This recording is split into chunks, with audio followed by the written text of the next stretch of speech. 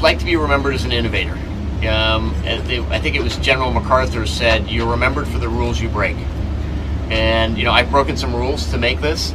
I think I've broken them with logic and good engineering behind me. The carbon fiber and titanium. There's a rule you don't do that. Well, I did. It's picking the rules that you break that are the ones that will add value to others and add value to society. Hello and welcome to True Crime Rocket Science, the most authentic voice in true crime. A few hours ago on Erin Burnett Out Front, Dr. David Gallo let slip that one of the sounds heard at the time that the submersible disappeared was the possible acoustics of an implosion. I was really surprised to hear him say that. And I did hear him say that, but I've been unable to find the clip on CNN. If I do find it, or if you find it, please post it in the comments. I have found other interviews Gallo has made where he seems to think an implosion is the most likely scenario. Before we get to that, if you haven't subscribed to the channel, please do.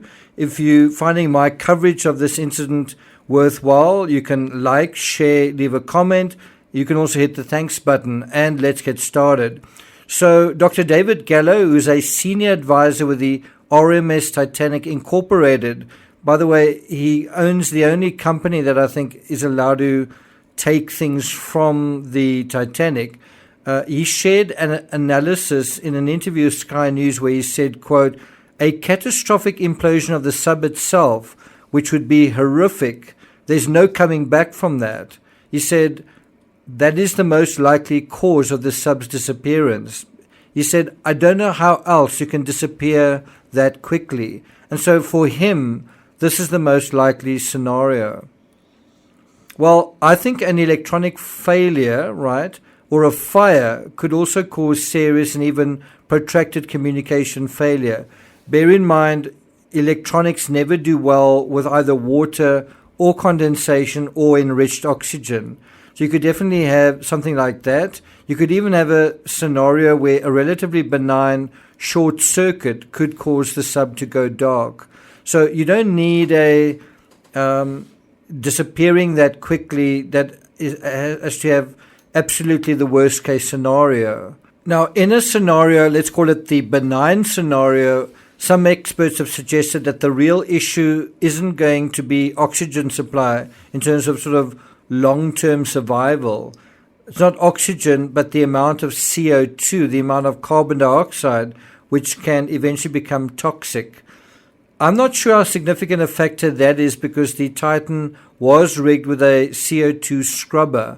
And so I'm not quite sure to what extent CO2 will be a factor, whether the scrubber is rigged for a certain amount of time. Not quite sure how it works. But that scenario is certainly if the crew are lucky, if they are still down there. And I don't know if you know this, each were allocated a single sandwich and a bottle of water. It was supposed to be just an 11 hour expedition. Now it's approaching 9 times longer, right? And the CO2 situation is one that they would be dealing with if the craft suffered some sort of minor glitch. And one does imagine that that glitch could perhaps affect the operation of a CO2 scrubber, which presumably is electronic as well. On the other hand, contextually, we know the following. I'm going to run through 5 separate facts. Number 1, the sub was very deep when communication was lost, approximately 3.5 kilometers below the surface. Now, some graphics I've seen show that it was only half of that amount, 1,500 meters. The point is it was still deep enough for a catastrophic implosion. I think they say it takes 2 or 3 hours to get to the bottom, and this incident happened at about 1 hour 45 minutes. Number 2, it was diving using untested, uncertified experimental materials such as carbon fiber. We know that for a fact.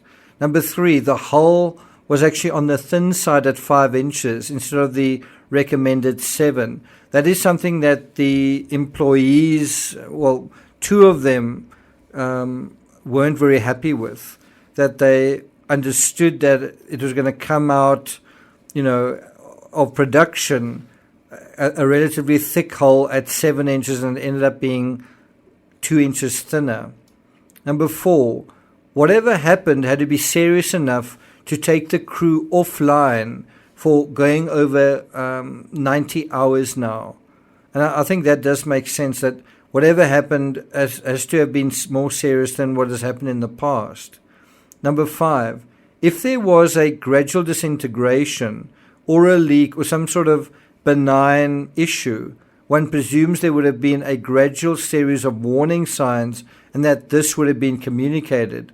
Since there was no indication, it suggests something happened suddenly and caught them by surprise. And that also suggests something serious happening as well. One thing that I find astonishing is that the submersible isn't even rigged with a tracking beacon. So in the event that it surfaces, I mean, if it did have that, you could easily find it, and you could certainly, if it did have this tracking beacon, you could exclude the fact that it was on the surface if you're not picking up this tracking beacon. And that way you could suddenly free up a heck of a lot of resources. And I do think in the same way that airlines learn from airplane disasters and they improve all their protocols and systems, well, the industry are going to be able to learn from what has happened here. In effect, really what's going on right now is they have no idea whether the sub is on the surface, below the surface, or on the sea floor. And those are 3 very, very different environments, the hardest of which is the last. So how do you imagine the seabed on the North Atlantic? When you think about the Titanic sort of lying at the bottom of the sea, what do you sort of imagine is the terrain around that stricken vessel, around the shipwreck? What do you think it looks like? Do you think it's flat like a pool table? Do you think it's flat like kind of a golf course or something? No, it's undulating. In fact, Titanic herself is lying in a trench. And if the submersible is on the ocean floor, good luck. It may not be hours before we find the submersible, but days, maybe even weeks or even months, or it may never be found. Right now, so much is riding on that assertion that sounds were heard. Was it definitely a pattern? Was there definitely a pattern of sound? Was it made by survivors? Was it made by a human being? Or wasn't it? A lot rides on that single question. Thank you for listening, and I'll see you guys next time. By the time we're done testing it, I believe it's pretty much invulnerable. And that's pretty much what they said about the Titanic. That's right.